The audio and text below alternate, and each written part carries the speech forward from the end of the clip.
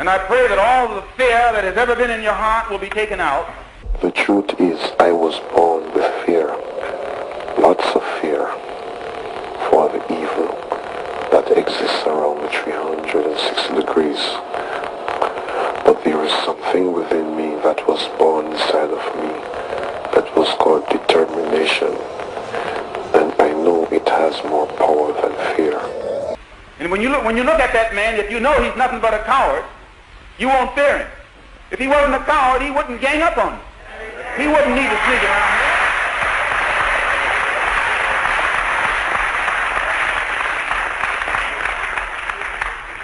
This is how they function. They function in mobs. That's a coward. The government was totally against the Rastaman's presence. The society had teach the people to hate, to ignore the Rastaman. We had to watch the police, watch for the police coming in and destroy us. Yeah, when he's a Rastaman, you get a lot of fight, from all angles. These things will inevitably undermine the folk ways of white supremacy. A guy tell me that tomorrow I will be dead. He will be going in the coffin. Yeah, man, not me. Mm-hmm. See? Because that is one of the secrets of life, to know how to live and how to counteract the negative forces of death. Many people search, but their search takes them to the grave. My search takes me to life. And there is no man on earth that can threaten me and create any amount of fear inside of me. This is the important thing, is stop being afraid of everything. Yeah. Because that fear is, today what we need to focus on is the opposite of fear. It's to look forward and be happy about this baby that I spoke of that's being born, and celebrate the change and realize that there's pain involved in this change. It's simply that we are moving to a new phase of the movement. And these black factions and such, these dark operations, they are very weak. They're very weak and powerless. Really? Yes, they're very weak. Because in these times, man will be invincible. Don't look at your television and think it's only television and Incredible Hulk and all these dangerous looking guys. These things going to be for real.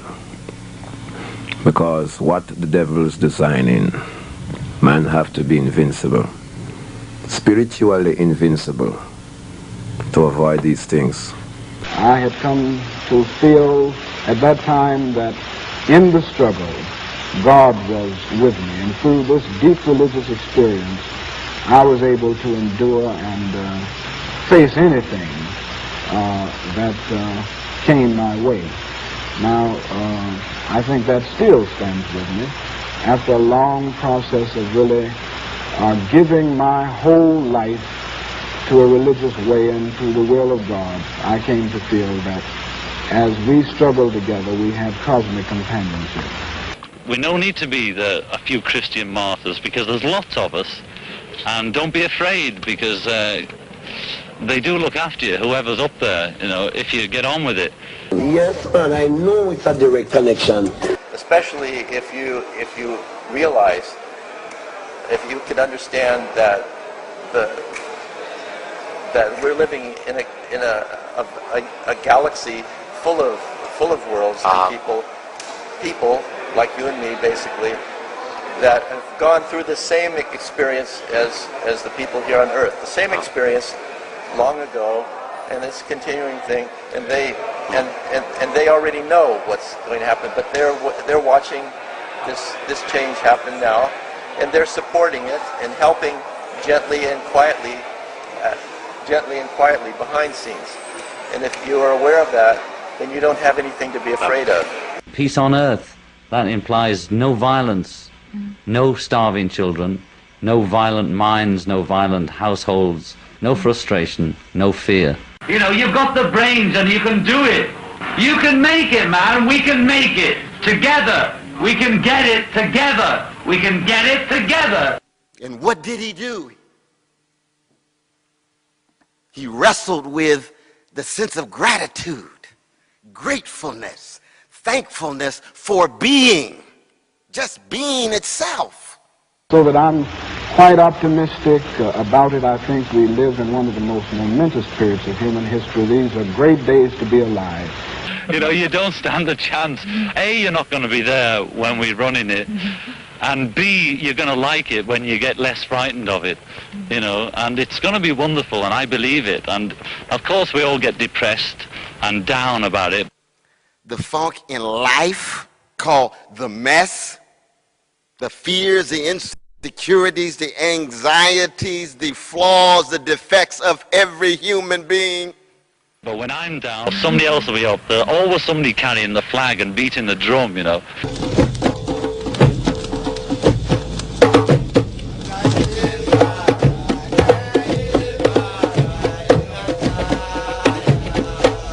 Word, sound, and power. Word, sound, and power is the symbol of man. See? That's what we use amongst Babylon. It doesn't use a stick, nor a stone, nor a gun. I don't tell you that our policy is non-violent, non-political.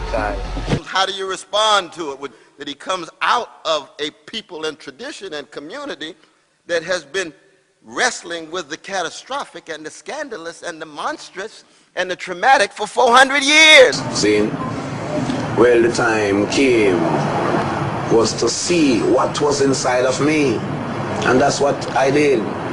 Because what is the blues but catastrophe expressed lyrically? What is the jazz but wrestling with the scandalous and monstrous in such a way that you can still emerge with an elegance of earned self-togetherness, with a smile against the backdrop of the darkness of the underside of white supremacist America?